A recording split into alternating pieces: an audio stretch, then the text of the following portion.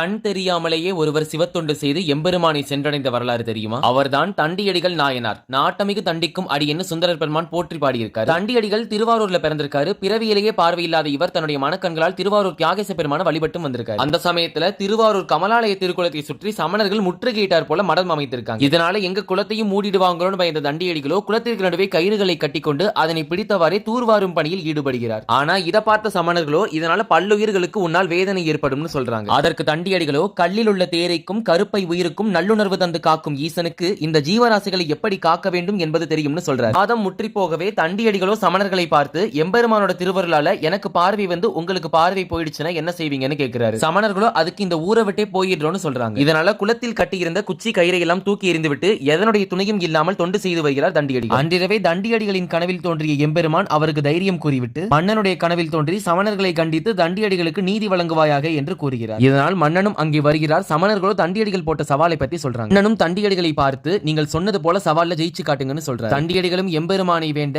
எம்பெருமானின் திருவருட்கருணையினால் தண்டியடிகளுக்கு பார்வை வருது. ஆனா இதே சமயம் சமணர்கள் அனைவருக்கும் பார்வை போயிடுது. தண்டியடிகள் போட்ட சவால்ல ஜெயிச்சதுனால சமணர்கள் அனைவரும் வெளியேற்றப்பட்டனர். பிறகு தண்டியடிகள் இடையராத திருப்பணி செய்து வராரு. மன்னனும் அவருக்கு உதவி செய்து கடைசியில் தண்டியடிகள் நினைத்தபடியே திருக்குளத்தை மிக பெரிதாக கட்டி முடியும். மேலும் எம்பெருமானின் திருவடிகளை சென்றடைந்த தண்டியடிகளுக்குரிய குரு பூஜை நாளாக பங்குனி மாதம் சதயம் நட்சத்திரத்தை ரொம்ப விசேஷமா சொல்றாங்க.